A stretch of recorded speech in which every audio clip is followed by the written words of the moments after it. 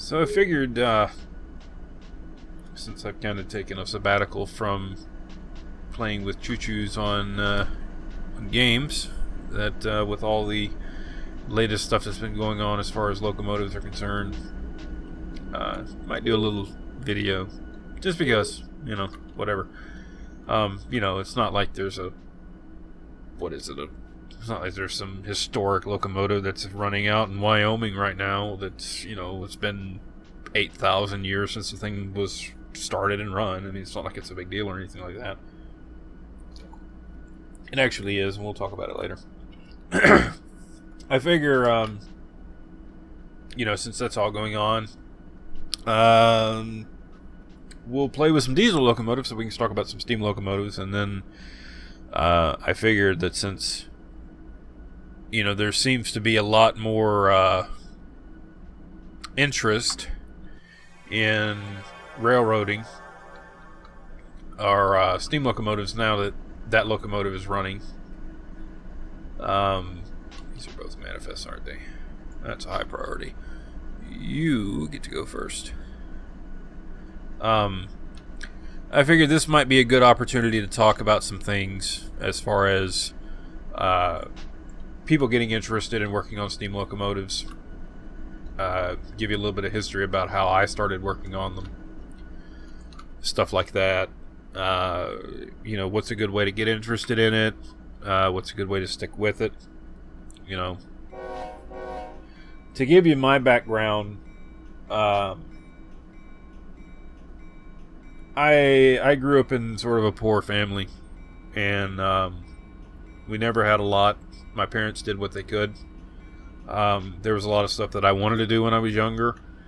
I had the concept of money from a very early age, and I knew that my parents stressed out about it, so I didn't ask for a lot.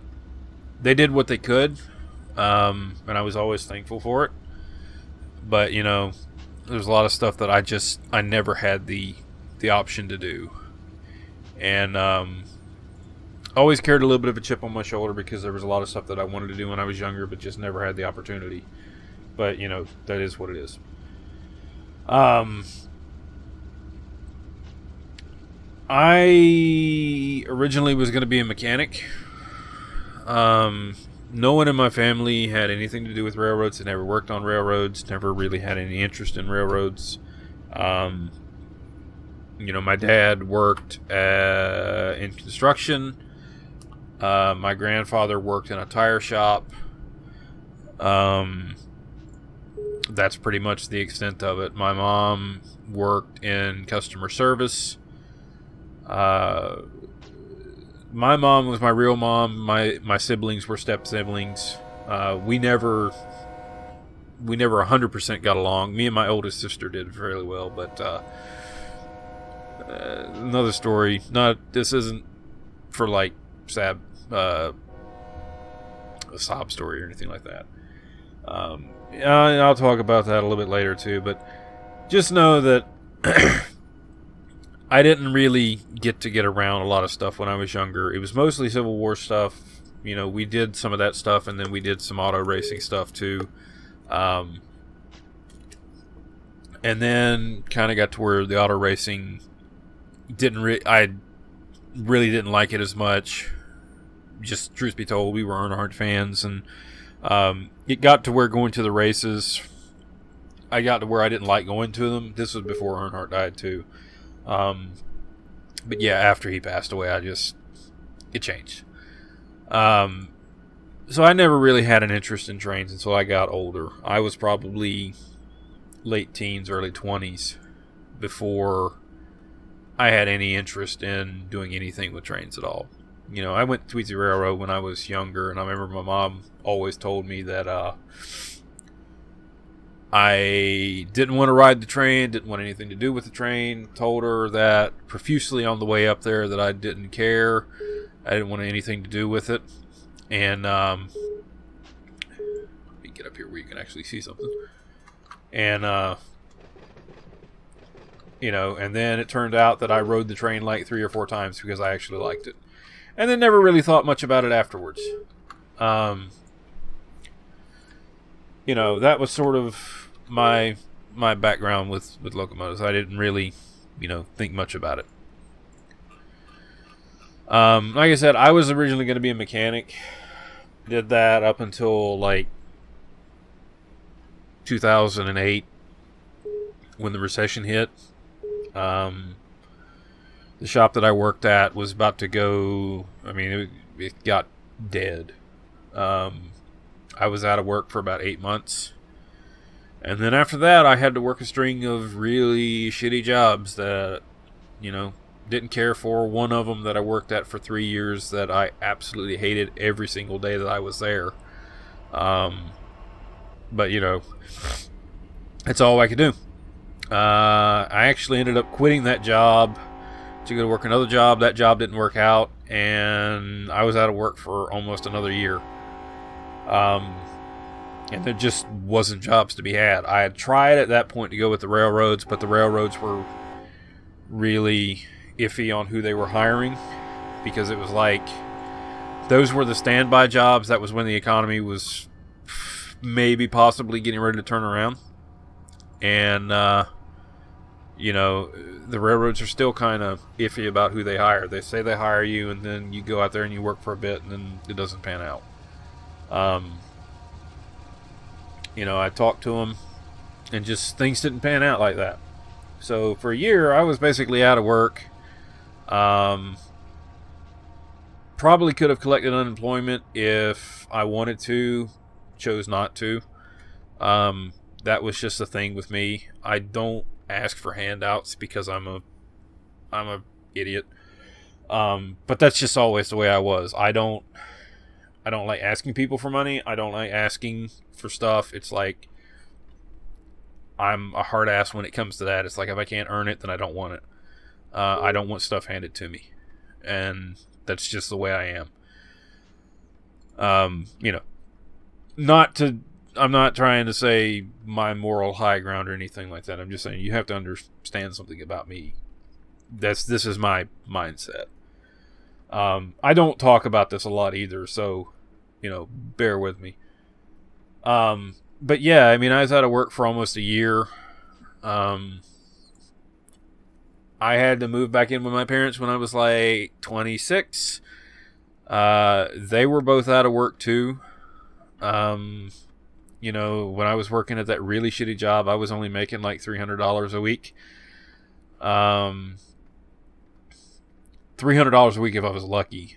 And they were getting just a little bit on unemployment, and it wasn't enough to really make ends meet. So, I mean, I was about as close to being homeless as you could possibly get without being homeless. So, my opportunities were next to nothing. Luckily, before that point, I had started working. I was volunteering with a railroad up in North Carolina that happened to have a steam locomotive. And I had been working with those guys for a couple of years. And I'm not going to say what the railroad was. If you figure it out, kudos to you.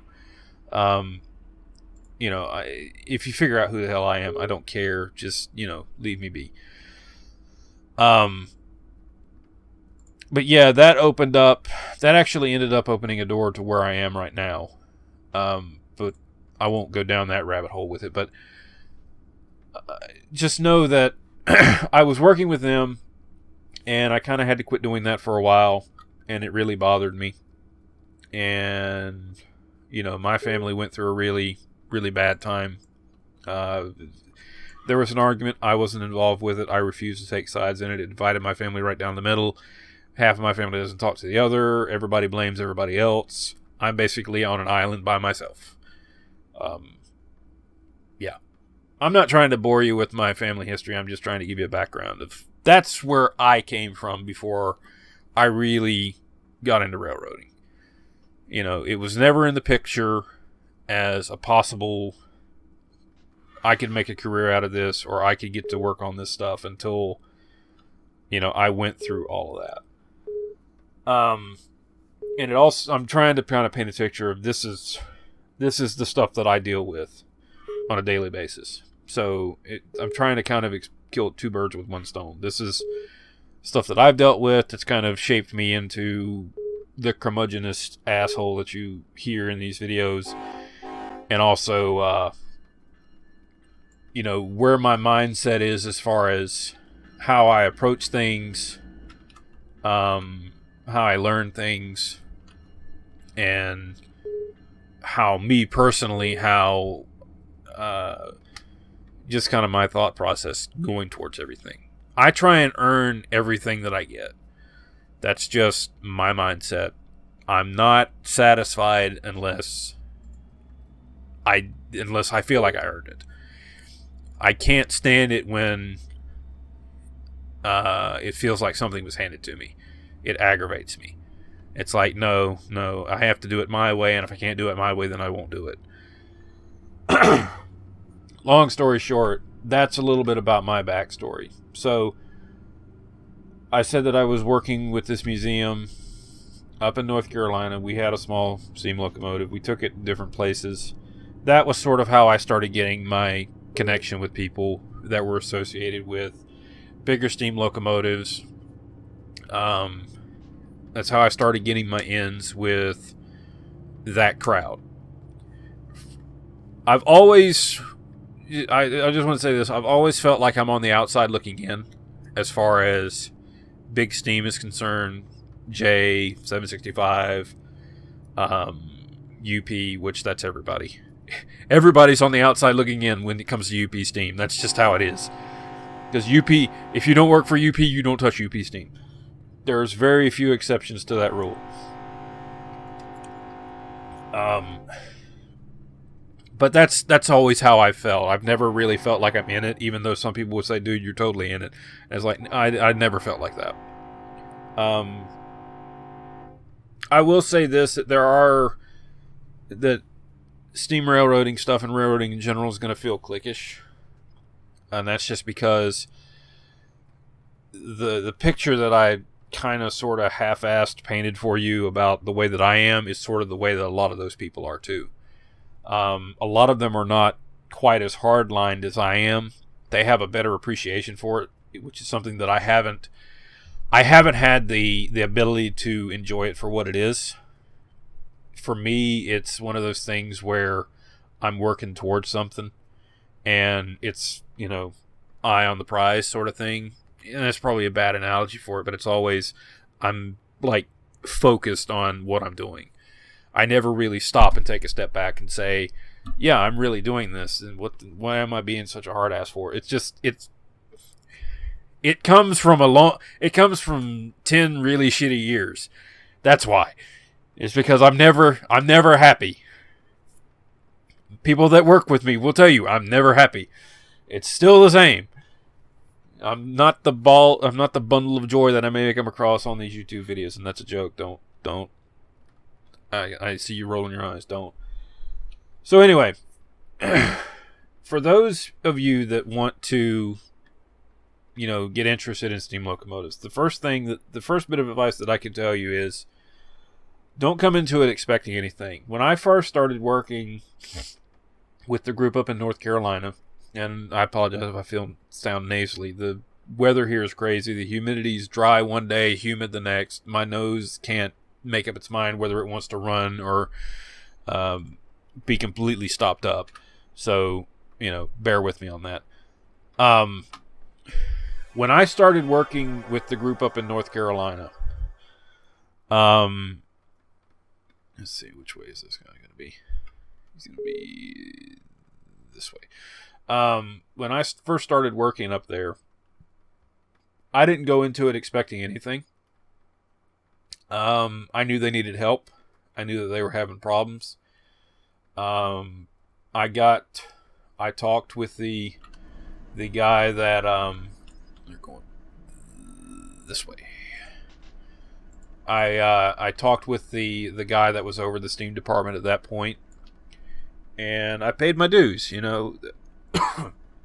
Their requirement was you start off as a brakeman, and that was the entry-level job, which was basically a journeyman. You would shadow the senior brakeman. We still had friction or plain bearings on all of our cars and all the locomotives for that matter. So, you did an actual morning inspection. Morning inspection meant taking the big journal hook and opening up all the lids, checking them, making sure they've got oil in them, making sure the packing is still there, making sure there weren't any problems. Then you had to go both sides of the train, and then you had to do a brake test. Crawling under the cars, because those were body mounted cylinders, so you had to crawl up underneath them. Oh yeah, it's not. And they were fish belly cars. It was always a pain in the ass, because half of them were on one side and half of them were on the other. So it was like you never knew which one was which. Luckily, we finally got them all turned around where they were all on the same direction. Anyway, I did that for a while. I never tried to do any more than I felt like I was capable of doing. And after I got qualified as a brakeman, then I was eligible to be a fireman. When I first started working for the steam crew, my official title, and this is still the way that they do it today. When you first start working with the steam crew, you are the assistant to the junior. It's assistant to the junior engine wiper. So you're like the lowest of the low. You're like the broom boy.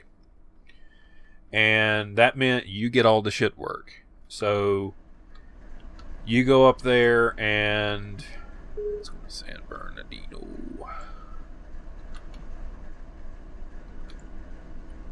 So you're basically you're doing all the work that nobody else wants to do. And what that entails is you're doing the oiling around, you're filling up what we called the teapot, which was the steam oil pot. Let me get away from this because he's going to blow for that crossing, which some of you probably would rather hear than me.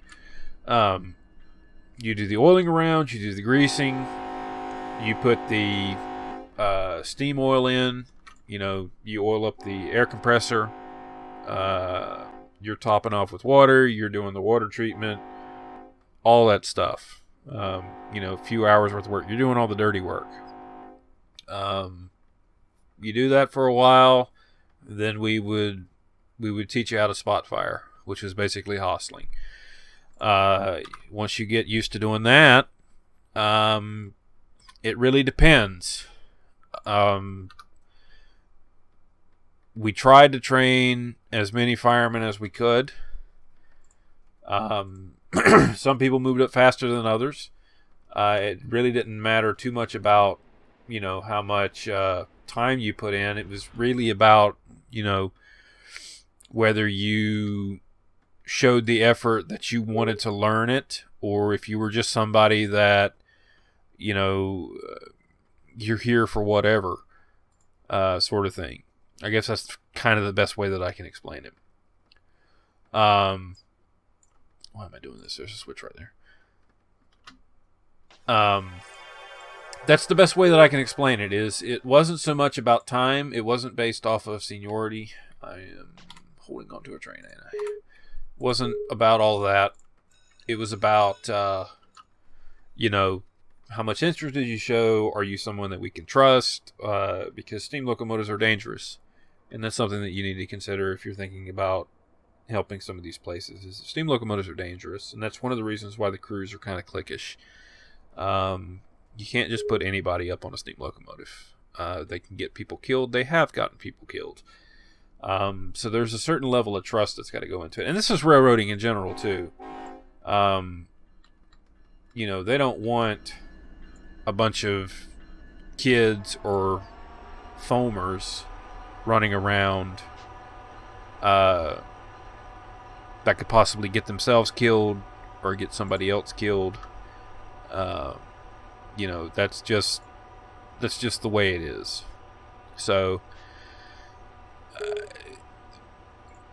as far as that goes, go into it with the mindset of you're going to have to earn your keep. And that will get you part of the way there. Some railroads are a lot stricter than others. The place where I was at, we were pretty open to people, and we had people tell us that as well. They were like, "Yeah, you guys are a lot more open to people coming in and actually helping, because a lot of railroads don't do that." All right, which one is this?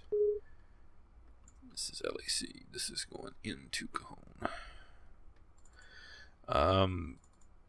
But yeah, a lot of them, they're not receptive to new people.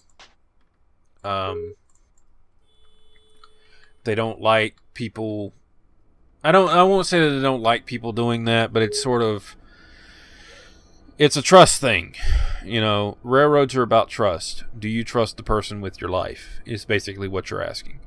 And you have to sort of consider that whenever you go into this stuff. You have to conduct yourself like someone can trust you with their life, because that's what you're asking. That's railroading in general, steam locomotives, anything like that. That's the way you should be approaching anything. It's like, can people trust you with their lives?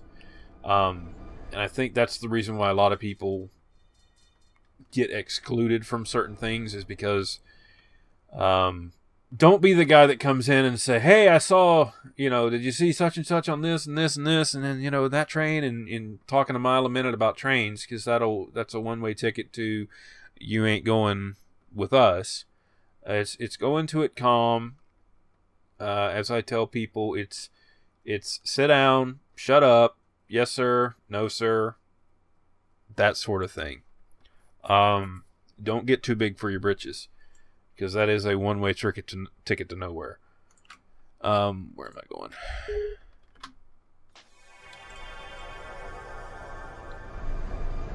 So, I mean, that's about the best advice that I can give anybody that's wanting to start out, is go into it with an open mind. Don't go into it thinking that you know everything about steam locomotives. Just because you can name 10,000 numbers of steam locomotives off your head, and where they went and what they ran and who the engineer was and when the engineer used to take a crap during the day, don't think that that's going to get you an in. It's more or less demonstrating. You might hear some thunder. It's more or less demonstrating that you're capable of doing that kind of work, because steam locomotives especially are very demanding. It's a very long day. It usually means no breaks. It can be a very hard job to do. Hand bomb engines or whatever.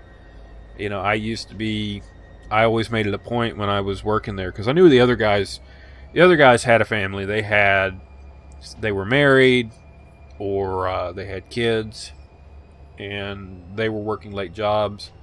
The job that I worked, we usually got off early on Fridays, so if we had to run Saturday morning, I would go up there after work on Friday, warm the engine up, do some of the stuff. That way we didn't have so much work to do on Saturday morning, because we used to get out there at like 3:30, 4 o'clock in the morning just to,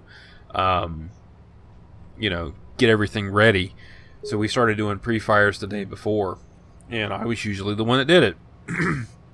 And then on Saturday morning, I made it a point that I was the first one on the yard in the morning. I was the first one at the engine. I got it up and ready to go, and then I was usually the last one that left in the evening. I never asked for thanks. I got it. I never asked for it. I never went at it like I should be an engineer by now. I never went at it like, why am I not a fireman? Why am I not this? Why can't I do this? Why is he doing that and I'm not getting to do that? I never did that. And you shouldn't either. Have patience. It will come when it's your time. It's your time.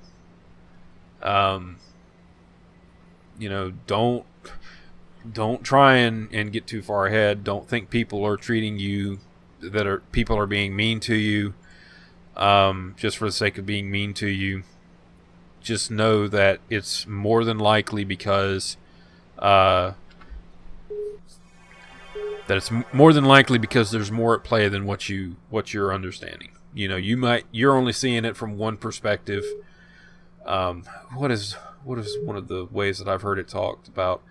You're seeing it as one slice of the same pizza. I think that's probably the best explanation that I've ever heard somebody say. You're seeing it as one slice of the same pizza. You're seeing it from one perspective, we're seeing it from another perspective. It all means the same, you might be seeing it differently. I remember the first time that I actually got to go out with the engine crew, because usually what I would do is I would wait at the yard. I was part of the service crew. When they got back, we had to take on water every trip. And when the engine got back, that was one of my jobs, was to make sure it got filled up with water. That was one of my jobs, making sure it got filled up with water, make sure it got oiled around, making sure that it was ready to go. Shit, not that. That one. I gotta figure out where this train's going. And I did that for a couple of years. Every now and then I might get a cab ride. I might get to ride in the cab with the crews whenever they'd go out, but for the most part I was at the yard. If we had to move engines around, I was there helping break them. And, that was just my job. And that's the way I looked at it. That's my job. This is what they need me to do so that we can function. So that's what I'm going to do. I was wondering why this train wasn't moving. Did it suck? Kinda. I got to work on steam locomotives. It was something that I probably wouldn't have thought of in my wildest dreams, that I would have been able to say that I'm working on steam locomotives. That was the way that I approached it. I never really thought of it as it's a downgrade, it's beneath me, it's just, pay your dues, come up through the ranks, learn everything you can. I will tell you something that's interesting about the group that I was with. The head of our steam department used to work with Great Smoky Mountain, and he was going to NC State at the time. And so I'll tell you his level of dedication. He worked with Great Smoky Mountain. He was a night fireman, night watchman for 1702. He was going to NC State at the time. On Friday nights, he would drive from the NC State campus in Raleigh to Great Smoky. It was about a 4-hour drive for him. He did that straight after right after he got out of classes. Straight up there, he would hustle that engine all night and then drive back to Raleigh the next morning. That was his level of dedication, and that was where my benchmark was. It was like, if this guy was willing to do that, then I need to be willing to do this. That was where the bar was for me. And that's just the way that I approached it. And I'm not saying everybody should be willing to put in that level of dedication, but I'm like, you need to show that you're worthy is a bad word, but you need to show that you have that much appreciation for it, that you're willing to do what it takes to get the job done. That's the best way that I can explain it to people. Don't get put off by it. Like I said, it is a lot of hard work. I pulled a lot of 11-hour and 59 days, if you know what I mean, doing that stuff. It takes a special breed of person to work on a steam locomotive. I think a lot of people get caught up in the romanticism of it. They're like, oh, it's steam locomotives, it's so majestic. I hear that word a lot, and it makes me want to puke. I apologize to anybody that says it when they talk about steam locomotives. That's just me. I hear majestic, and I'm like, oh my god. Shoot me. There's nothing majestic about a steam locomotive. Anybody that's ever worked on them will tell you that there's nothing majestic about the damn things. They're aggravating. They're junk. I know some people that would say every single one of them should have been scrapped long ago. We shouldn't be running any of them right now. To which I say, you're probably right, but we're not going to. Anyway, that's my little spiel on that. It's like, if you want to get interested in them, look around. There's museums. they're all over the place. You know, I've got opportunities. I've been asked, I won't say opportunities, I've been asked to go and work on, I know for sure, one of the bigger locomotives. I've been asked to go work on the J. It's just too far away, and I have commitments where I work now that kind of forbid me from going and doing it. There's another one that I've been asked. Actually, there's two more that I've been told to go up there and help them out. It's just a matter of timing. One of them I'm not going to say, but the other one is, well, I'm not going to say either one of them. But it's like I've been asked to go talk to some people to get to help them. I've had one guy that's offered me a job working on them, like paid to work on a steam locomotive. The problem is I'd be making more where I'm at now, and you know, that's something else that you got to factor into it. It's kind of a job where you're not going to really get paid. So, you know, if I were a little bit closer to, if I could work out the logistics a little bit better, I probably would have taken that job. I still might at some point. Yeah, that was, it kind of threw me for a loop. That was a full-time position to go and work on steam locomotives. But it's kind of like, yeah, I'm gonna stick to my guns for right now. Things have a tendency to fall in my lap, so I'm kind of like, I'm just gonna see where the dice fall, and then we'll go from there. But just know that, you know, reach out. There's museums out there that run steam locomotives. You know, there's places like TVRM. I think Strasbourg is still looking for people. You know, up in Pennsylvania, there's New Hope in Ivyland, there's Tweetsea, there's Dollywood, there's all kinds of places. There's Durango and Silverton. You know, there's places like that. That some of them you get paid, most of them you got to be volunteer.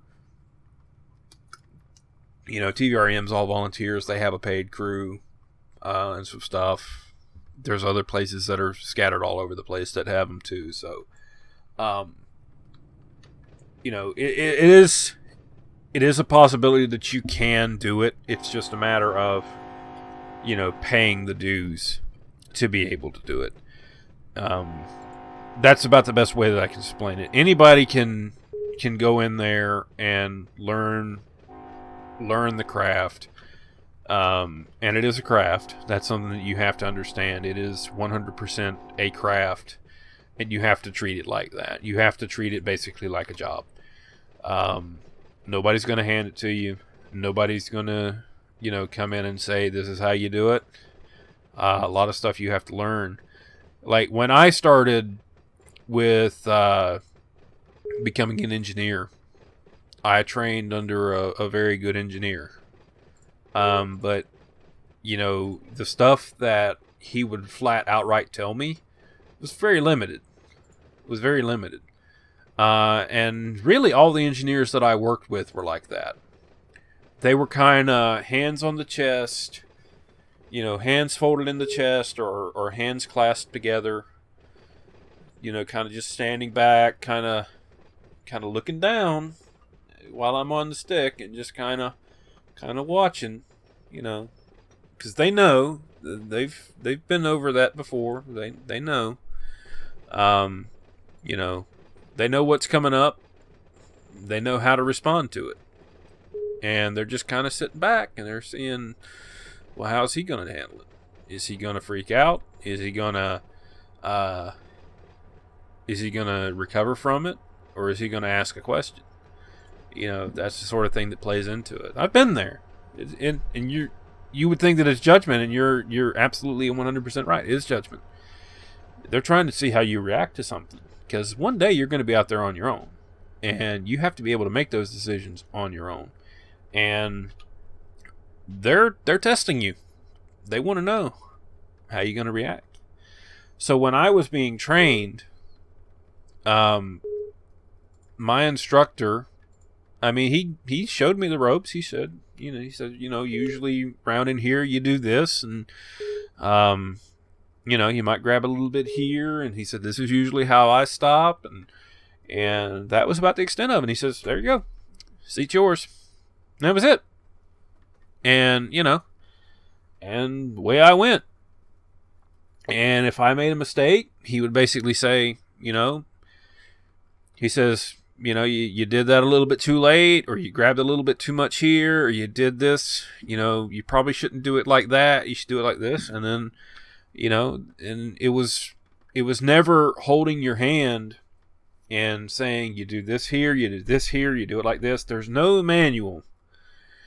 There is no manual, despite what anybody tells you in a railroad. I know they keep saying, rule book this, rule book that. It's written down. It's right there. There's the order. That's how you're supposed to do it.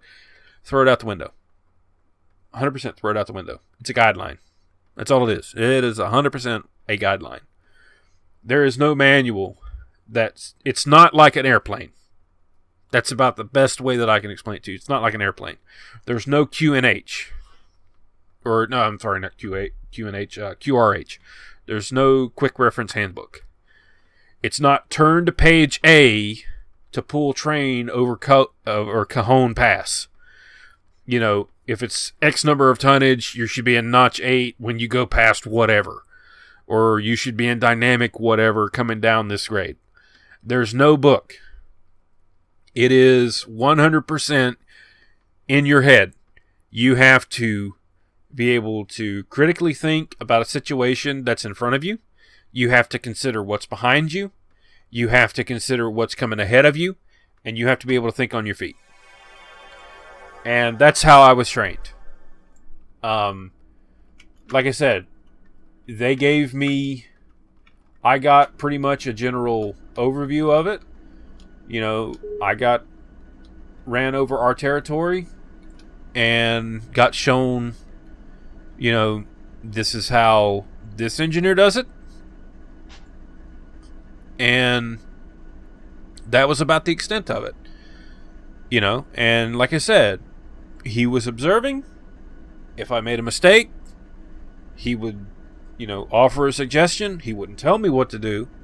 He would offer a suggestion about how not to make that happen again. And then you learn from it. It was never about running a textbook train. It was never about, anything like that. It was about you learning how to operate a locomotive. How to be how to be a conductor in a locomotive. That sort of thing. It was, again, it's paying your dues. And that's, modern railroads. But it's all the same. Whether you're working on steam locomotives or you're working on diesels, you should be there for the benefit of learning. And if you feel like there's something they're not telling you, you're probably right. It's not... If you feel like there's something they're not telling you, you're probably right, and it's probably because they're trying not to overload you. Or they don't feel like you're ready to start going into that stuff. I have been doing this for... Oh, God. How long have I been doing this? 15 years, I think, is about right. Yeah. I was like 18 or 19 whenever I first started messing around with it. So, yeah. 15 years is probably about right. Between 13 and 15 years is how long I've been dealing with the railroad. So, most of my life up until this point. The better half of my life up to this point. The better half of my life so far, I should say. And I'm still learning it. I don't know everything. I haven't had access to a lot of stuff that other people have had access to. I wasn't around a lot of the stuff when I was younger. I didn't have people that would tell me the stories about, everything, or, I didn't get, like in steam locomotives, the guys that I was with up there in North Carolina, We had one guy that worked with the Norfolk Southern excursion program with Jay back in the 90s. So he was really the only one that had any real hardline experience with steam locomotives. The other one, he worked with Great Smoky, but he also knew a lot about that stuff. That was one of his fields when he was in NC State. I'm not gonna. There's a story about him in NC State, but I'm not gonna tell it. One, because I don't remember it, and two, because I'm just not gonna say it. But he knew a lot about steam locomotives. It's the other one, isn't it? He knew a lot about steam locomotives too. But the crew that we had were relatively green. We didn't have a whole lot of experience with it. We were around it. We had a pretty good understanding of it. But there was a lot of stuff that we just didn't know. So we had to piece together the parts, and we had to go looking for it. And that was one of the things that I always liked. It was like seeking out the knowledge. We were smart enough to know that we were dumb enough not to be doing stuff on our own. And so we would reach out to people. We would reach out to Great Smoky. We would reach out to Tweetsie. We would reach out to Strasburg. We would say, how do we do this? He's like, we have problem A. Well, how do we fix it? Or what should we be doing? The locomotive's doing this. Is it broke? Is it good? What? What do we do? That sort of thing. So, we had a lot of that going on. And, we learned a lot. One of the jobs that I got tasked with was I had to completely, re-engineer the front end of our locomotive. It's not as complicated as it sounds. We had a drafting problem with the locomotive that I was on. It was pretty substantial too. Our locomotive didn't steam worth a shit, and it was always a pain in the ass. And we worked it to death. We had a 1.5% grade for about right at a mile, and that locomotive was small. And you would actually absolutely wind that boiler trying to go up that hill. And of course, we had an engineer that thought every time he was on the throttle, it was a 484. Different story for a different day. But yeah, we would get down to the bottom of the grade, and we had our checks. Water had to be at a certain point. You had to have so much pressure, because it was basically once you started on that grade, you would watch the needle go from 180. There's 175. There's 170. If you were lucky, you could get it up to the hump, up to the top of the grade before you got to 160. Didn't matter how hard you fired it. Didn't matter what you did. If you sanded the tubes, you didn't sand the tubes. Did not matter. It just took that much steam because it just couldn't make it. And I'll get into that in a minute. It just couldn't make the steam. So it's like you had to be on your toes. That's another thing. If you really want to learn how to fire a steam locomotive, fire a small one. Fire a small one with a pretty substantial train on a pretty substantial grade. That will teach you how good of a fireman you are. Just a side note, we had a good friend. He's still a good friend of mine today. He works with the nickel plate guys. And which way are you going? You're going to Cone. He worked with the nickel plate guys. Fired big Berkshire. He fired 765. It's a stoker, and they do certain things, and he'd been doing it forever, and he's a really good fireman. He's fired the J. That sort of stuff. He's worked on those big engines. He's like, this thing's not going to be anything. This is going to be a cakewalk. This little oil burner, this is nothing. And he was training under me. They were like, he wants to fire. And I was like, all right. of course, we knew him really well, and we were good friends at that point. I was like, sure. It's like, all right, we'll fire.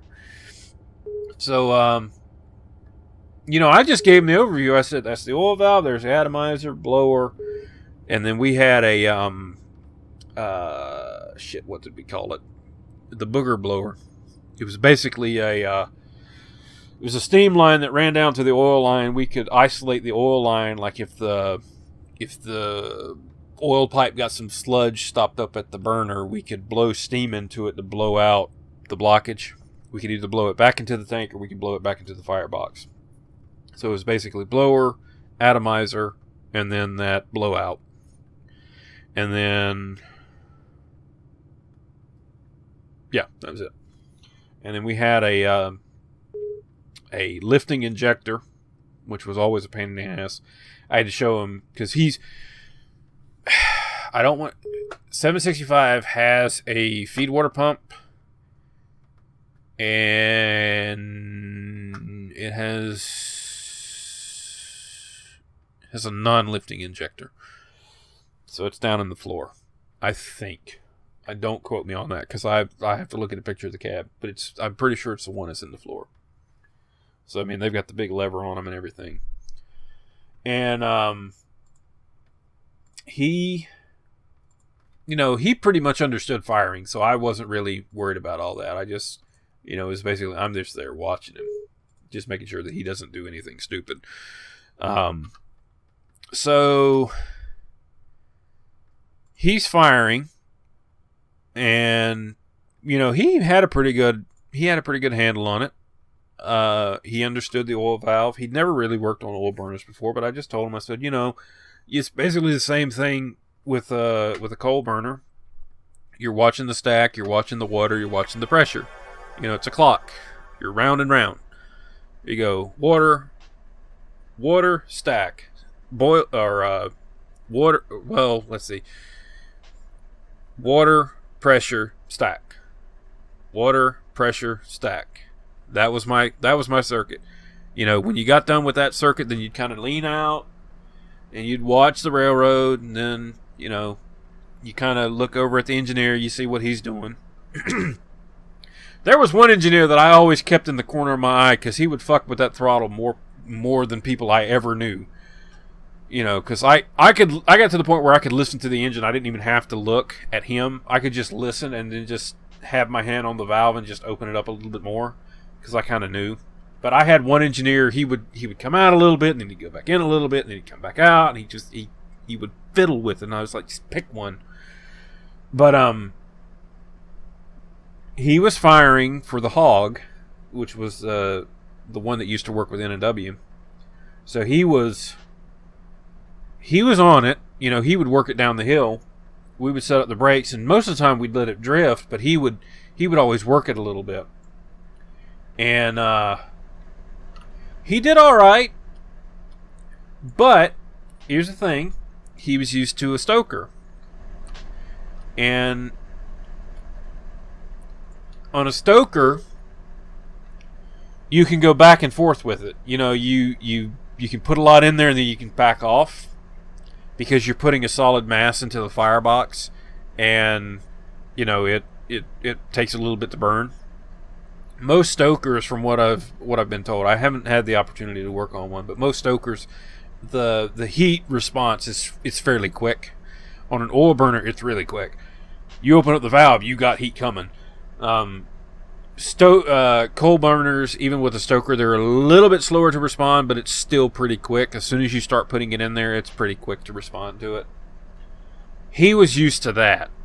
So, he would fire hard, and he got it a little too heavy at times. It was, it would lay back on the cars, and I'd say you got two choices. You can either turn the atomizer up or bump the blower up a little bit, or you can bump down on the oil. And it's like, you got to decide. That's one of the tricks to oil burners, is you have to decide which one of the three do I need to use.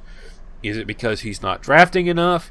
Is it because I've got too much oil going into it? Or is it because I don't have enough atomizer that's throwing the oil back over the primary air intake? A lot of decisions. A lot more than a coal burner, than a stoker. A stoker, it's Right turn, left turn, look. Right turn, left turn, look.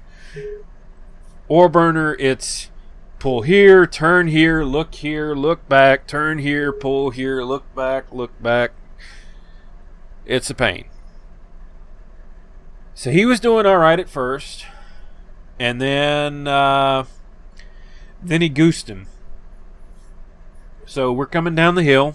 We're doing okay-ish. He's a little bit darker than he should be. He's sooting up the tubes pretty good, but we're getting ready to start on an uphill, and that's usually when we would throw a little sand in there to clean the tubes back out. And you know, I can see him sweating a little bit. I'm like, it's all right. I'm like, fine. I'm like, look, you got water. I said, water's here, ground sheet's here. We're not dead. It's fine. So I was actually talking to him the other night, and I was talking about this, and I remember we put a video up of him, and oh God, I'll tell you at the end of the story. So, you know, he's firing, and we're coming up this hill, and it's a gentle little grade. It's like 0.5% or though, so it goes on for about, you know, maybe a quarter to a half a mile. It's not terribly bad. And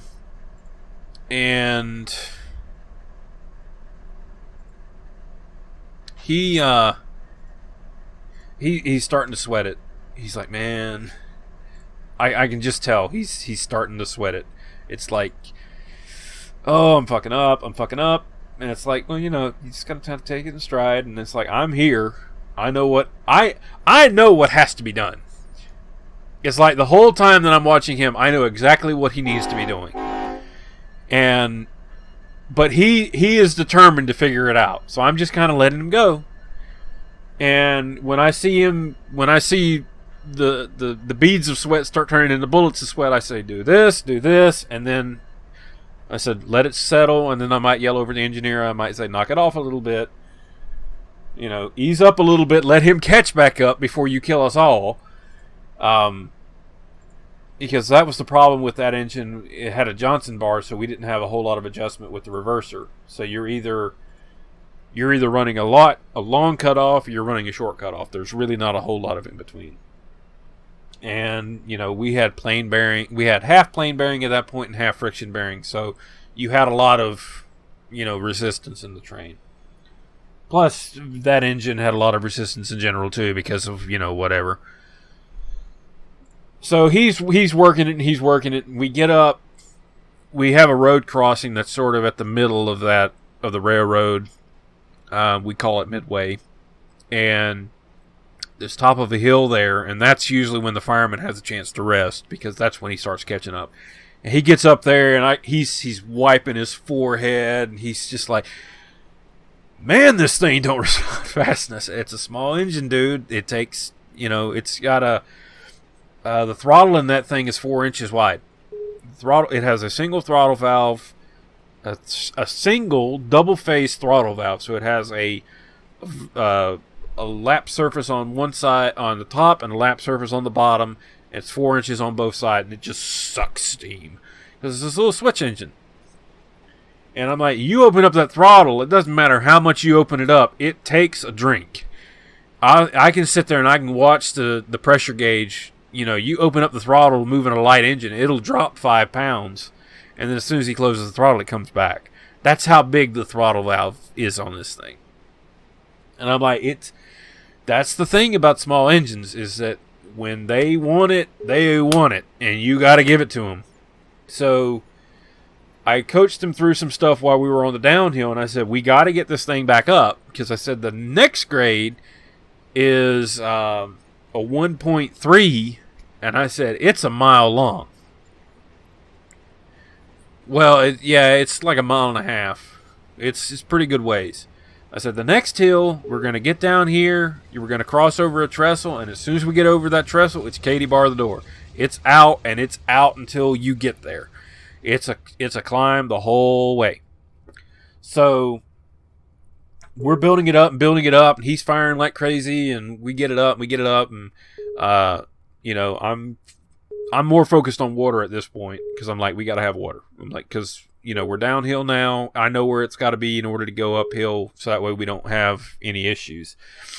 And he's still kind of freaking out about it, and he's like, I'm sorry. And I was like, dude, it's fine. I'm like, you've never worked on one of these before. I'm like, you're not used to this. I am. I've been here. I've done this.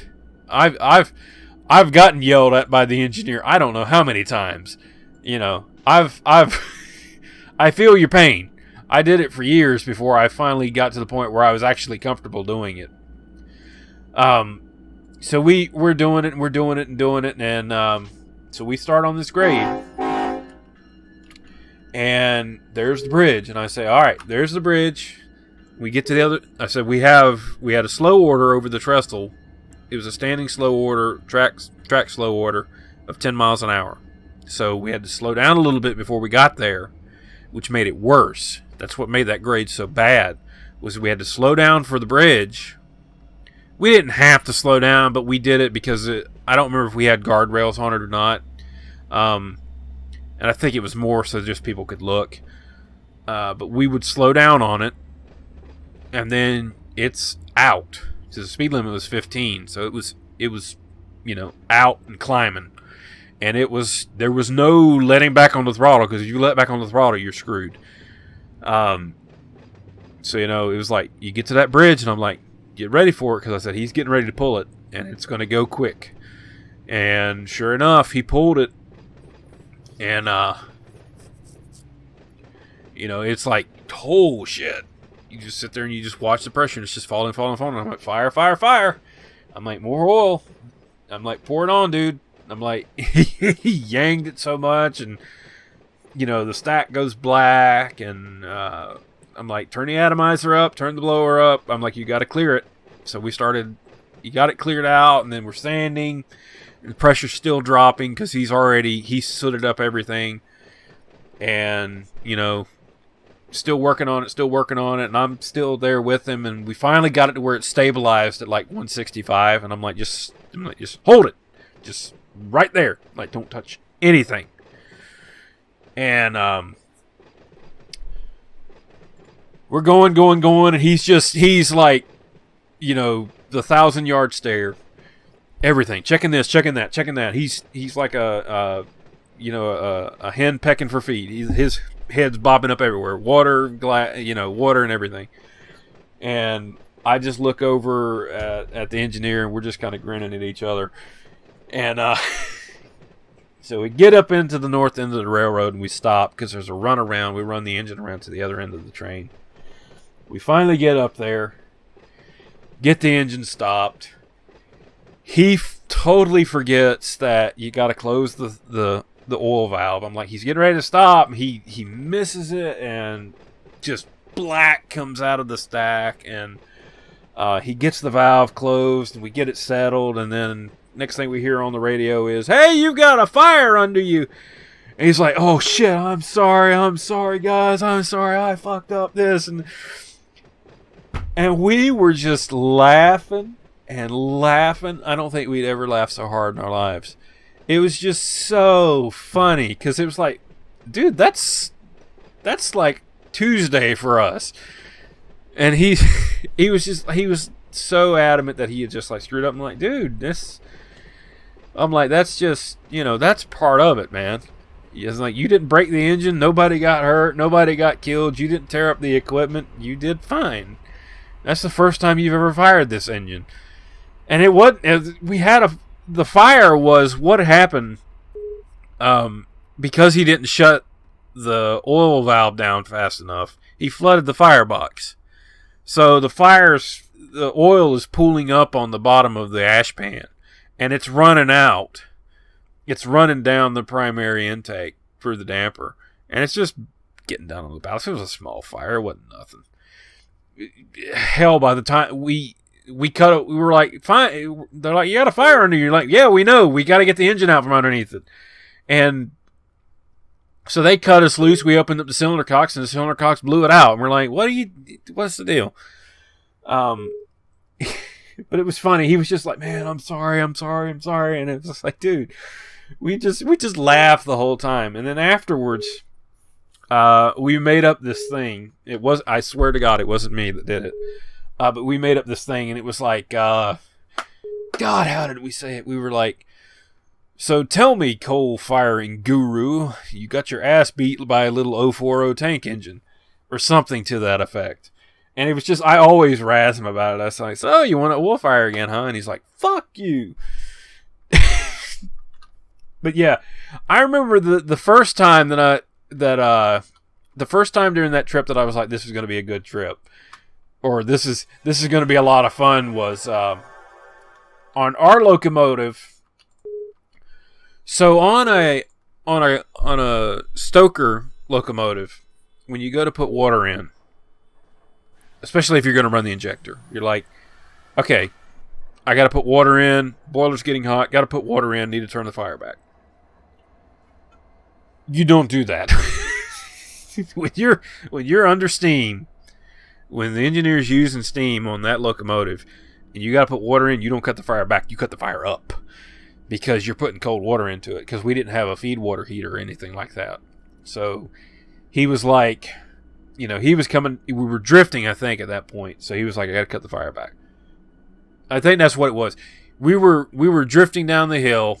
He was like, we're getting ready to pop. I got to turn the fire back and put water into it. And I was like, I just kind of looked at it and I was like, okay. I was like, maybe this is some new form of firing that I'm not familiar with. But let's see how it. I was like, let's see how this shakes out. And it was nothing. I wasn't setting him up for anything, I swear to God. But it was like, all right, that's how they do it on the big engines. I'll see it. I'm willing to learn new things. And so he's putting the water in it. He trims the fire back, and he puts the water in it. And we're watching in the glass, and the pressure's dropping. And he doesn't catch it at first, and I'm looking back. Because he's more concerned with firing, so I'm looking out for the engineer. So I'm looking back, doing, the lookout for the job. I turn back. We've gone from 180 to 165. I'm like, dude, pressure. He's like, oh, shit. So, yeah, that was the first time I had to build it back up. So, long story short, even the guys that have been doing this forever are still learning. Because not every engine's the same. A big engine does not run the same way as a small engine. Small engines do not run the same way as a big engine. It is easier to go from a small engine to a big engine than it is from a big engine to a small engine, because a big engine will actually spoil you. He was used to, a big apartment room, single room apartment size firebox, as opposed to a matchbox, which is what we had. I used to tell people my analogy for how to fire that locomotive was, take an orange and pretend that's the fire that it takes to run this steam locomotive on this railroad. I said, take an orange and that's the fire. And I said, take a matchbox. That's the firebox. I said, you have to shove that much fire into that matchbox in order to make this work. And I said, you have to figure out how to do that, because that's what this railroad demands. And that was how I explained it to him. I said, you have a huge fire that it takes. You have to put more fire in this firebox than this firebox wants, because the firebox it would continually lick fire out of the door.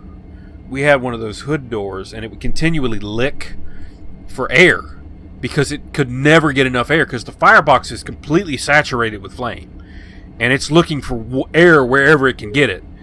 So it's looking for air. And I say, you have to figure out a way to make that fire work. And I know it can work because I've done it. And I said, you have to figure that out. And it's like, I can only show you so much. I'm trying to think what I was getting ready to say. So yeah, off of that tangent, it was just, I'm just saying that no matter how big and how intimidating these locomotives might be, everybody was new at some point. Everybody started from somewhere. And that was something that it took me a long time to realize as well, is that everybody started from nothing, and then they've learned it. And some of the guys that have been out there forever and ever and ever, they're still learning it too.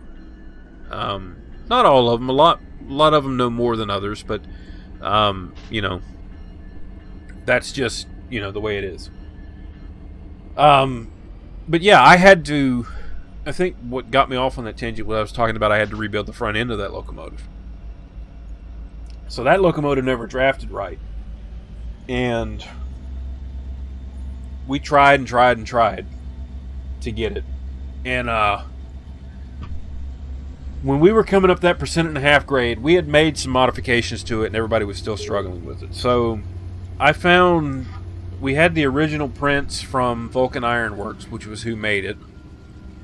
It was built for a shipyard up in New York, and I had on the prints. And the nice thing about those prints from Vulcan is that anytime they made an engineering change, they had notes on it. And on the notes, I found that they had increased, let me think, the nozzle size was 4 inches, or it was reduced or something like that. We ended up having to put a bar over the top of it to reduce the surface area of the nozzle. And we actually ended up having an insert made for it. But I started looking at the petticoat because I knew it had drafting issues. So we took the blueprint to a machine shop, to a fabrication shop. We told them, we need this,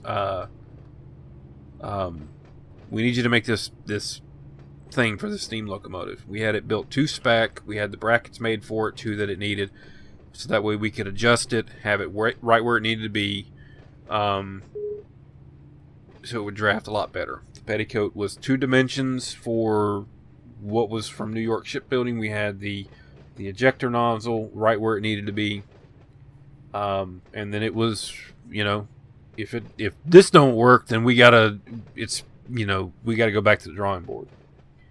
Everybody struggled with it. But I was so much of a hard ass. I was like, I'm not getting my ass beat by this locomotive again. And I had still not marked up the fireman at that point. I was and I wasn't. I can't remember if that was before we put the petticoat in it or not. But we always, when I started out the story, I said that we always had a problem coming up that 1.5%. And it was always a struggle. That was always the test of a fireman, is if you could get up to the top of that grade and have the water where it needed to be. The pressure, not so much. The higher the better, but the water needed to be where it was. Because once we got up to the top of the hill, we went down another, not steep, but we were going into a bowl. So you had to have the water at a certain point, or we had to stop to fill it up. And it was always a struggle, and that was always my nervous part, because we had to have something like between 1/2 and 1/4 of a glass in order to go over. As long as you had a little bit of a bubble in that glass, and I'm bubble is like lightly, I'm talking like a 1/4 inch of water in that glass. It's a chest pounding moment when you look over, when you're looking at that glass and that water disappears. And it bobs out of the glass for just a second, and then you're waiting, and then it comes back. That was my life, man. It was, you're looking and you're like, come back, and then it comes back because it's rolling to the nose and it's bobbing back. We always tried to keep the water as high as we could, but sometimes you just couldn't. But we knew where the level needed to be before we went over, and it was a lot of that. So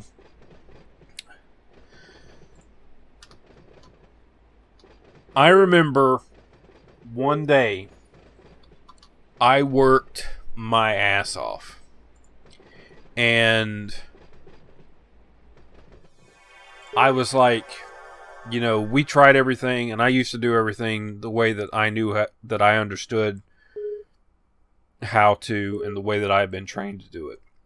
And I finally said, screw that. It's not working. I'm going to do it my way. And my way was get it hot, keep it hot, and don't let it cool down. If it wasn't feathering, I wasn't happy. If the safety was not feathering, I was behind. That was my mentality when I went into it. So we called it like the golden trip or something like that. And it was basically, that was my mentality. If the safety is not feathering, I'm behind. That was how I looked at it. If it wasn't 179.999, I wasn't there. And that's how I fired that trip. I fired the living shit out of the locomotive. It was like as hot as I could get it. Keep it hot, keep it hot, keep it hot. Because on a small locomotive, the more it works, the more heat you're pulling out of it, the harder it is to fire. So I was like, this is what it's going to take. And so we're coming down that hill, and I had everything where it needed to be. And we got down to the north end, which was the long haul. And it faltered a little bit, but by the time we stopped, it was right back at 180. The water was, half to 3/4 of a glass, right where it needed to be, and we were good to go. And then again, it was fill it back up with water, safe, feather, and get it ready to go back. We got down to the bottom of the grade, and it's a day that I'm never going to forget, because the two guys that I looked up to the most were in the cab. The two guys with the most experience on the steam crew were in the cab. One was running, the other one was behind. And the other one was behind him. He was just, along. And they're just watching. They're just riding, and it's just a normal trip for them, and I'm just firing the living shit out of it. So we get down to the bottom of the grade, and we start up this 1.5%. And I looked over at the engineer, and he looked up at the gauge, and he just he had this sly look when he looked over at me. He just had that kind of shit-eating grin on his face when he looked over at me, and I said, go for it. And out he came. And I knew what he was getting ready to do, so out I came with it too. And 179.9 all the way. Water was right where it needed to be. I was actually putting water in on the hill. We'd never been able to do that. We had never been able to put water in going up the hill. That's why it was so critical to have the water where it was at the bottom, because you never had a chance to put it in. They heard the injector come on. They heard me open up the injector. They both looked at me, and they looked up at the gauge, and they're like, "Holy shit!" And as I was putting water in it, I will never forget this for as long as I live. It popped.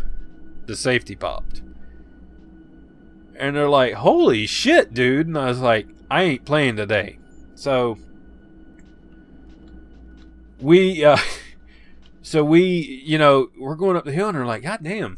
So he just comes out more on the throttle. He's like, shit, this is nice. We're actually getting to come up the hill like we're supposed to. And we get up. We're still pulling. And I'm like, well, I got enough water. I got to turn the injector off. But I said, we're still working. So I cut the fire back. He looks out. And he's like, damn, you're running a clear stack. And we're still popping off. And I said, I know. It's crazy, ain't it? So... that was the feather in my cap. That was the day that I, after, years and years and years of that locomotive kicking my ass all the time, it kicked the ass of every fireman we had, even the old guys. And it was like, that was the day that the 100-pound elephant came off of my chest. Where At the end of that run, I was a different person. I had a different way of how I looked at everything, because I had done what couldn't be done. And it was because I thought about it a different way. I did it a little bit differently. And I'm not trying to toot my own horn. I'm just, take from it what you will. It's just a story that I've always had of something that I was able to do. And I was really proud of myself that day. And the guys were too. Because they didn't know it could be done. One of the firemen cussed me out. He was like, because he had to run the next strip, and he had a really shitty run. He's like, he bitched at me. He's like, why? Because I couldn't have a perfect run where I went up that grade and then had it popping off and had the water exactly where it was supposed to be. And I'm like, dude, I'm like, you want me to run it for you? But yeah, it was just that. Like I said, that was the day where, as far as steam locomotives go, because I always felt like I never belonged there, because I always said I was almost on the outside looking in. That was the day when that elephant kind of disappeared a little bit, where I had proven to myself I am capable of doing this, that I, maybe I do belong here. And it's hard to explain it, but I changed that day. Things changed that day. As small of a thing as it may sound to somebody that's never done it, it changed that day. And the whole way that I approached everything after that, especially with steam locomotives and whatnot, it changed.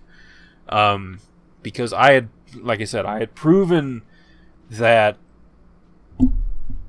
we had said forever and ever and ever, it can't be done, it can't be done, it can't be done, and it can be done. It's like you just have to commit yourself to making it. It was like I was using the force to like will this locomotive. It's like, you are going to go over this hill if it kills me at pressure. So that's my little story about steam locomotives and how I got into it. Someone who didn't really know anything about steam locomotives other than they make smoke. And then I got to the point where I took a locomotive that beat everybody's ass that tried to fire it. They had so many problems with it, and was able to do the impossible. That was my moment to say, I can do this. I can do this, and nobody is going to tell me that I can't. That was the moment. So, you want to get interested in steam locomotives? Think about it like that. It's a challenge. And challenge yourself to learn it. Learn everything you can about it. Don't go into it like you know everything. You'll get burned. They will kick your ass. Steam locomotives, I'll give you a secret. Steam locomotives can sense fear.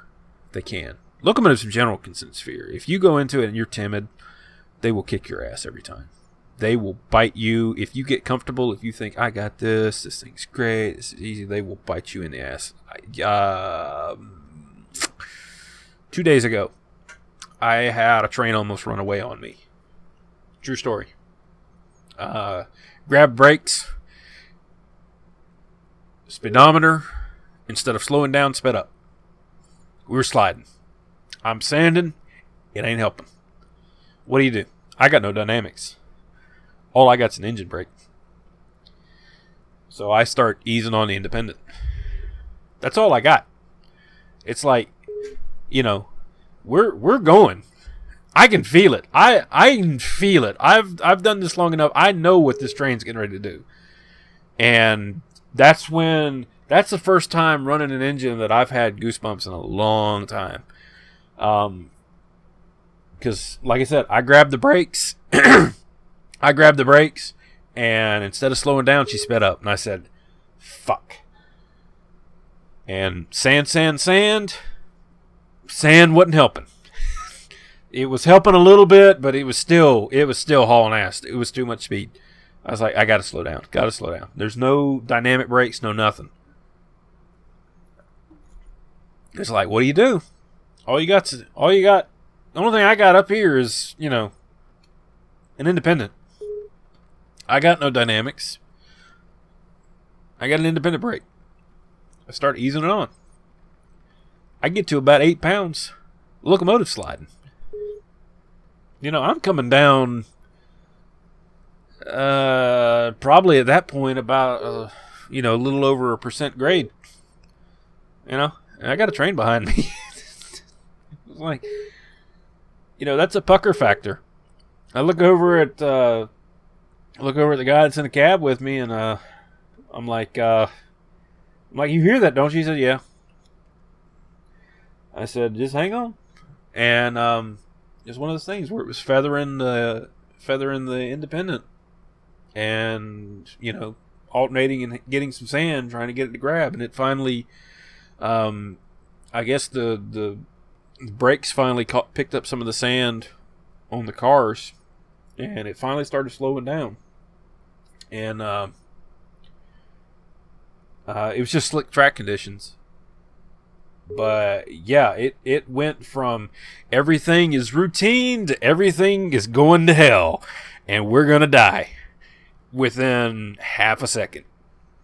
Because it was literally, I had already had a brake application. That's what was the problem. I already had a brake application and I felt it going away. There is no more of an eerie feeling in the world than running a train down a hill. You have brakes, and then you don't have brakes. Because I've been there.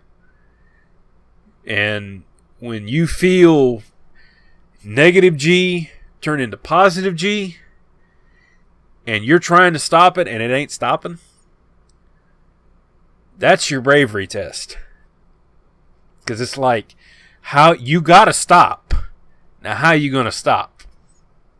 So, it happens. And that's something that if you're gonna get interested in this stuff, you gotta be ready for anything. Anything. People have died doing this.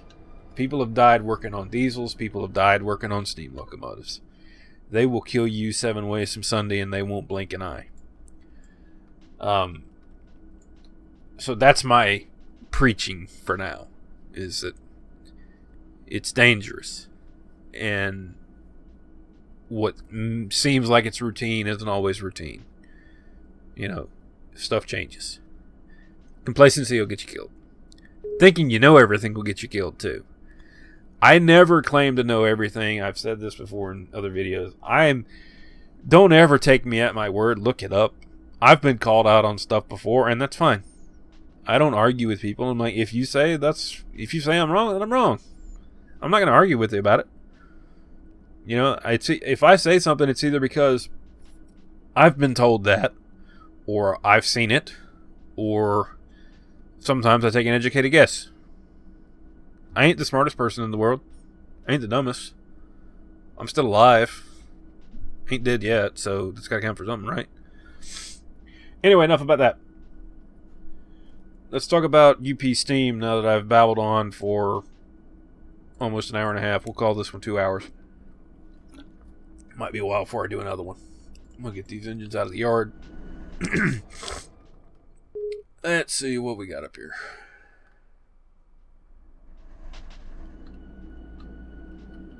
Let's see, that's got to go to Bakersfield. That has to go to West Colton. This is going to San Bernardino. This is going to Cone. Let's get this one out of here first. We'll get this bare table out. Actually, that's a high priority fate, but he can wait. He can wait. He'll like it. Let me find my yard. There it is. Okay. So let's talk about Union Pacific for a minute. Because I know that's what you're all dying to hear. I couldn't be happier for UP. They had some growing pains back in the day. They had a lot of issues with the 844. I'm not going to go into it. You can look it up on the internet. Everybody's got an opinion on it, and probably everybody's wrong. I know some people that know the people in question. I'm actually good friends with one of the people that knows the people in question. And people in the steam community talk. People in the steam community know everybody. 844 was in bad shape a few years ago. There's a video on YouTube. Look it up. Ed Dickens, who is the head of the UP Steam department now, he did a little tour in the shop. He went over some stuff that they found that was wrong with that locomotive. When I saw that video, I hung my head and I just shook my head. I could not believe some of the stuff that was wrong with that engine. I was like, there's no way any sane person would run that engine like that. At some point, somebody has to sit down, put their foot down, slam their hand on the desk, and say, no, we ain't running.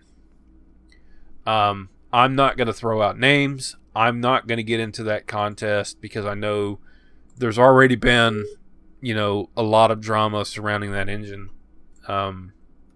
As far as people not thinking that it's going to run or whatever. And it is running. And I'm glad. I know some of the guys at UP are not happy that UP spent a lot of money bringing that locomotive back together. Nobody knows a real figure. If I had to guess, I'd say it's probably close to $10 million. And that might be a little conservative. A lot of time, a lot of resources, a lot of man hours, and a lot of money went into bringing that locomotive back. It is the only one of its kind that is operational. It is the biggest locomotive in the world at this point. Thing weighs 1 million pounds. It is an engineering marvel. I will give them that. The big boys, they hold their place in history. My opinions about them are a little different than others. I'm partial towards N&W. I was actually, before I even considered sitting down and talking about any of this stuff, I was reading through some stuff and I was like, yeah, N&W had it better. I'm sorry, they do. They did. N&W had better designs.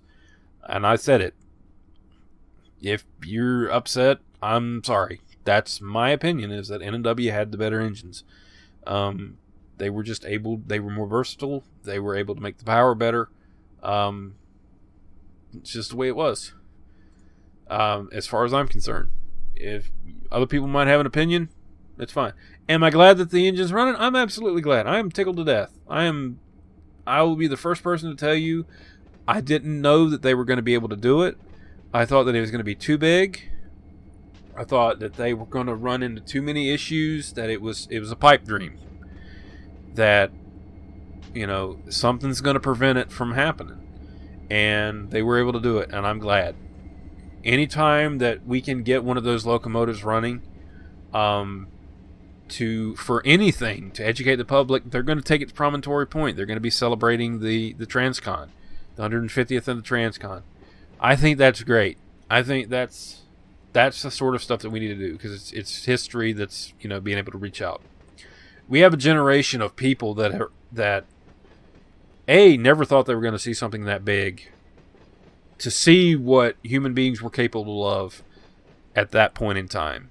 This would have been in the 1940s, that we were capable of building something that is so mechanically complicated, that's capable of doing something. And I was actually watching a video of one of the Southern Pacific engines, and it was something you don't really think about, but it's like, think about one of those steam locomotives that's running 70 miles an hour. Take the 844, for example. It's running 70 miles an hour. Think about how many times per second that piston has to go back and forth in that cylinder. It's a lot. It's anywhere from 6 to 10 times per second. You're talking about hundreds and hundreds of pounds worth of iron going back and forth per second. Not to mention the rods. Not to mention all the cranks. The eccentric cranks and stuff on washers and all that. There's a lot of stuff that has to happen, and it's that we were able to take something like that in the 40s and get engineering to that point where it could run something that big, could run that fast and be efficient at it. you know, it's inspiring. You know, a lot of kids are going to look at that. That's why I started out with this whole thing about how do you get involved with it. It's for people that are interested in that stuff.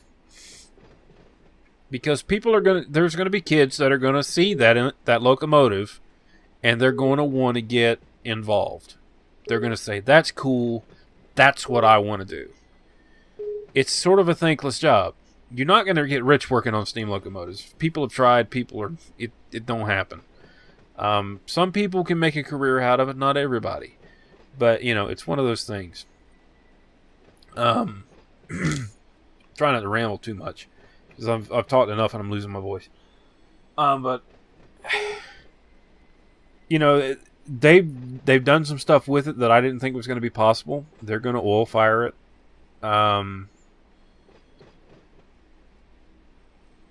I still have my reservations about it being oil fire, despite the fact that I've been told,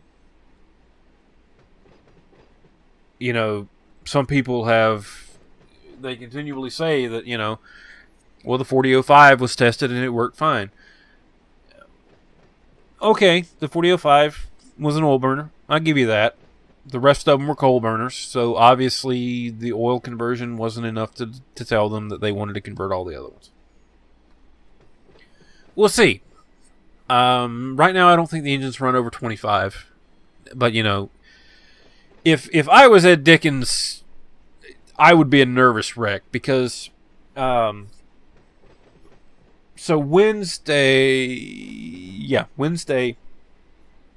they pulled it out. They towed it out of the shop. I don't even think the rods were on it at that point.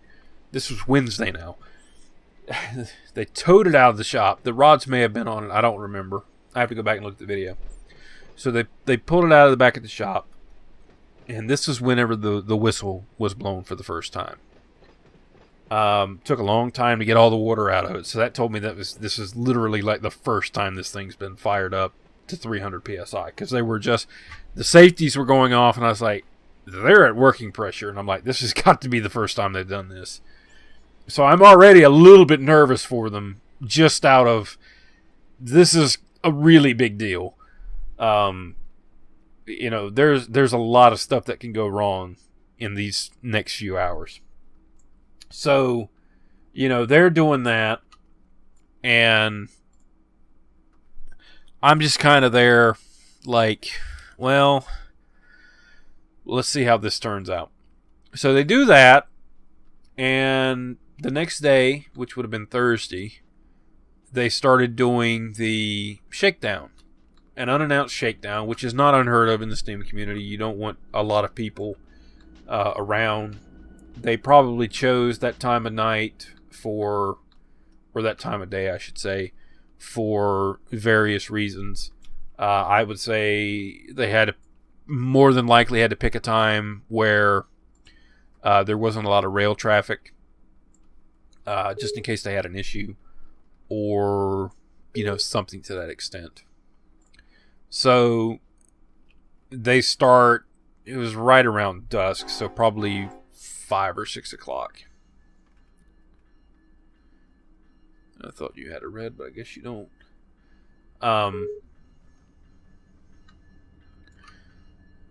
So yeah, they start running of course, you know how rail fans are. Everybody monitors the scanners, and as soon as they hear UP 40, I think their call sign at that point was like UP 4014. As soon as that comes on the radio, it's like Spidey senses tingling, must go see. By the time they stopped the first time, they already had a pretty good crowd watching them. My understanding was that stop was for the injector. One of the injectors had failed. The rule regarding water devices on a steam locomotive is you have to have at least 2. And I haven't looked at the rule in a while, so I'll have to go back and look. It is either you have to have 2 working injectors, or you have to have at least 2 ways to put water in the boiler, to recover water in the boiler. Again, I have to go back and look. So they had an injector fail. Regardless, I'm pretty sure that they wanted 100% before they started the day. So it was like, fix it now, don't have to worry about it later. So they're doing this, and I think they were there for quite a bit. And meanwhile they're getting behind, because I'm sure they wanted to try and get back before midnight, and that was slowly slipping away from them. So they looked at some other stuff. I remember one of the things that a lot of people were talking about was the rod packing was leaking. So, where the rod goes into the cylinder, there's a packing. I don't know what kind they were using. There's different types. I don't know what they're using now. The original kind is this graphite impregnated rope. And it's just, this square rope that's impregnated with graphite. Graphite is it's like pencil lead. It's a very soft carbon. It can be pulverized into a very fine paste, and it works as a lubricant. It can seal and it can lubricate in it's the same sort of thing. And what you do is you take that little I forget what it's called. I always call it like a collar. You back it off.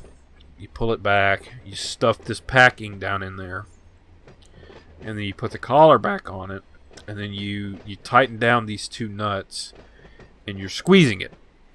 And what the squeezing does is it compresses it and it makes it spread, so it pushes out against the rod. And the graphite, when it gets hot, it's kind of an oily. It's kind of got an oily feel to it, so it seals and it lubricates the rod so that it doesn't get too hot. So you don't want friction on the rod, because you can cause stress cracks in it if it gets too hot, because it can build up in a hurry. If it starts changing colors, you're getting way too hot. So they were having an issue with that, and from what I read of the account that people were there, they said that they spent a lot of time trying to fix that, and that's understandable. When it's not a deal breaker, it's not it's not one of those things where it's leaking, we can't run. It's one of those things where it's leaking, we're not getting as much lubrication in the cylinder as we should. A little weep is fine. A little bit of steam coming out of it is fine. That's actually what you want, because it's not too tight. Anytime that I see one that's not seeping a little bit of steam, I kind of worry, because I'm like, it's not, there's nothing coming out of it. How tight is it? That sort of thing. So, you better not.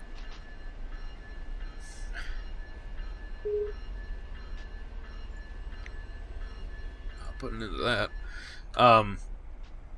Probably I should have put a hold on him. So they had that problem with the injector. They got the injector fixed. They worked on the packing. They couldn't get it to tighten up. The next time they stopped, they were still having issues with it.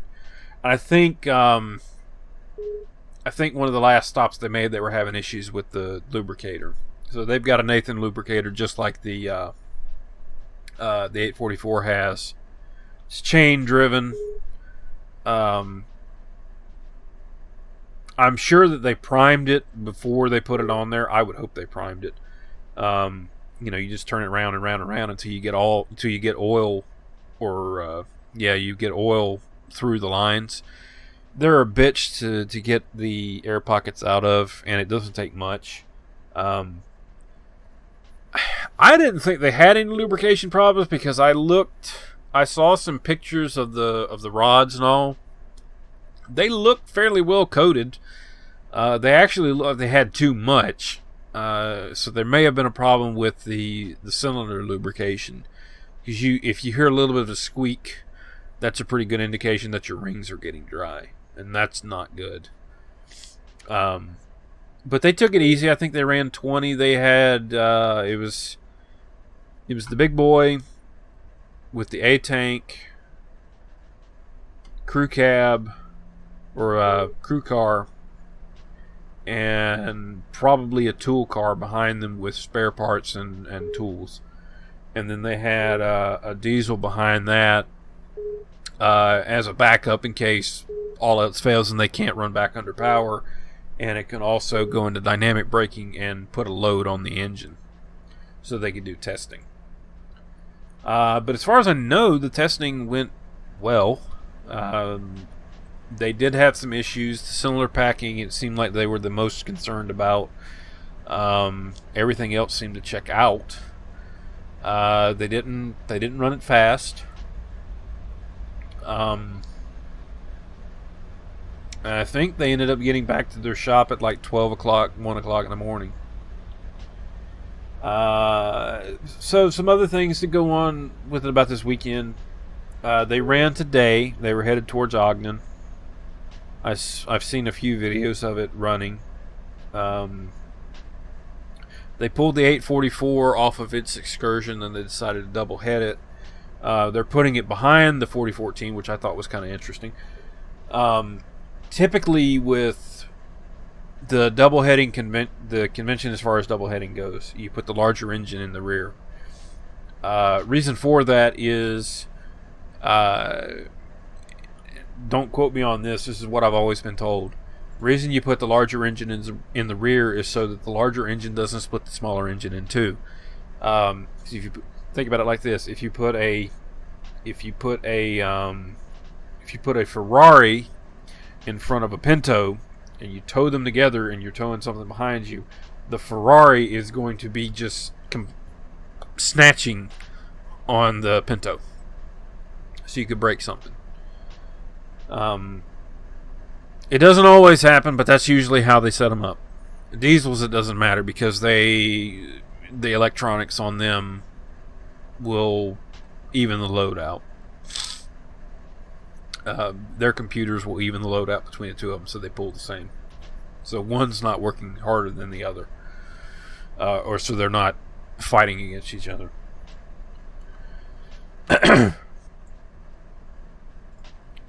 As far as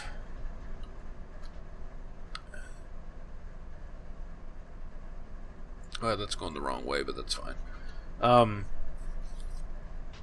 As far as the 844 goes, I'm sure that the reasoning behind putting that locomotive on there is sort of twofold.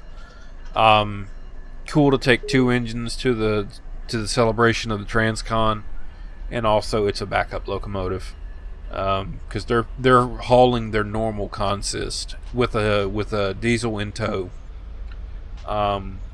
Also, something else that I should mention, I heard that they don't have all of the auxiliary tenders done, so the A tanks, the big boy is going to require a lot of water. The 844 by itself has to take an auxiliary tender. When they were running the Challenger, it usually took two, and I assume the big boy is going to need two as well. So, they've only got one tank on it, so I'm sure they're not trying to work it as much. I saw a video of it earlier, of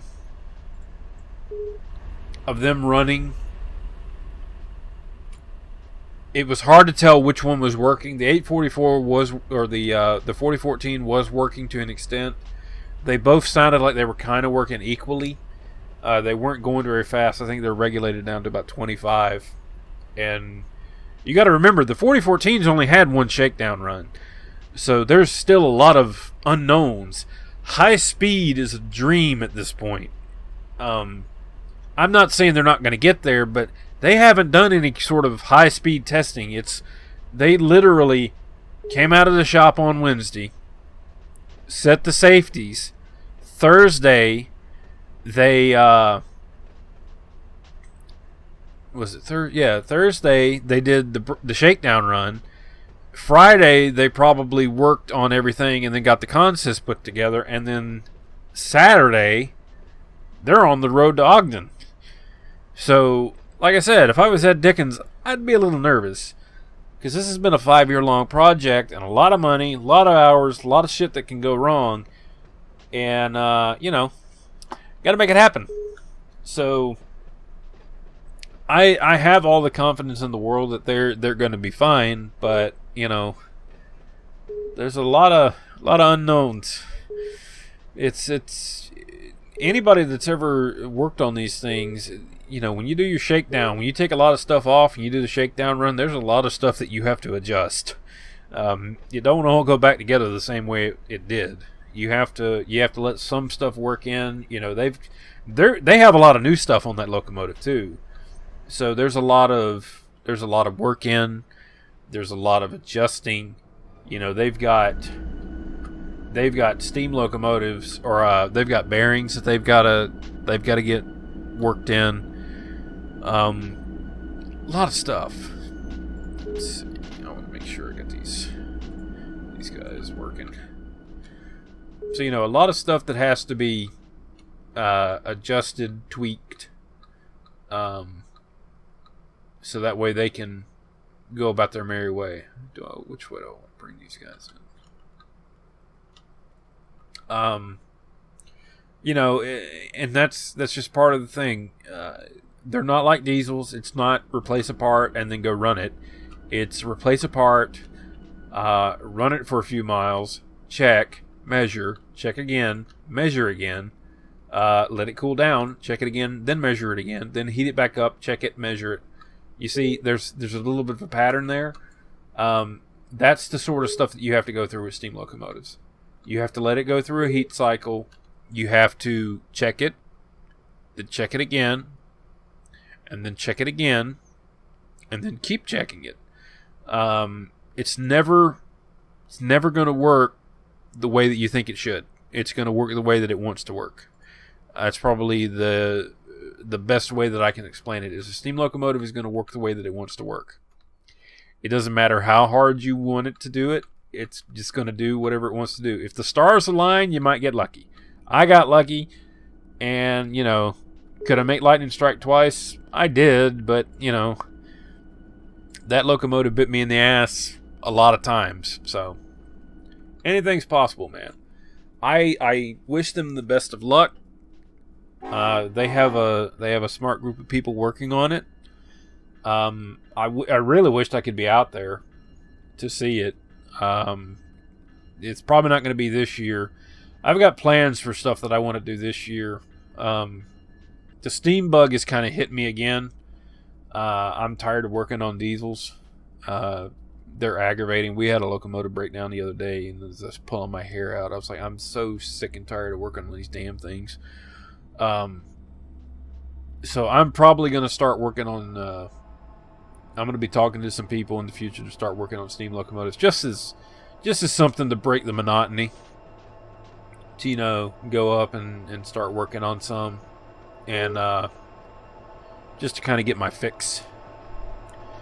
And you know, we'll see what happens. You know, there's other steam locomotives that are getting built now. The J is getting ready to do some stuff. The 148 down in Florida is getting ready to be christened. I think they're almost done with it. The 1309 up in West Virginia, they're almost done with that one. A lot of stuff's getting ready to happen. Mainline steam's probably not going to be coming back. I think the railroads are done with that, which is a shame. You know, UP is doing it. You know, maybe if it works out for UP, other railroads will follow suit. I'm not holding my breath. I was talking to my buddy the other night, and I told him flat out, I was like, it's a shame that for the ceremony out at Promontory Point that we can't have a locomotive from the East Coast there.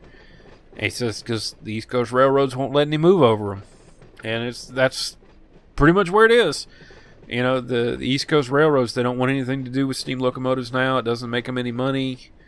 You know, that's how they approach it. They don't care. I don't say they don't care. It's just they don't want to be bothered with it. to them, it's grown men and their toys, and they could care less. It's sad but true. That's just the way it is. You know, would it have been nice to have an East Coast locomotive there for the 150th anniversary of the Transcon? I think it's a missed opportunity. It is what it is. You know, railroads are never going to change. That's something else for you.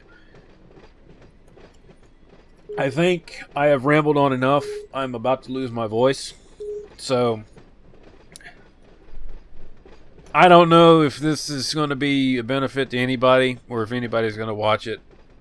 It's just ramblings and just some of, you know, my insight to some of you people that might be interested in getting started.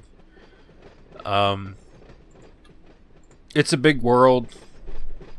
It can be scary. It's just, you know, do the due diligence and, you know, don't get too big for your britches. Probably the best advice I can get you.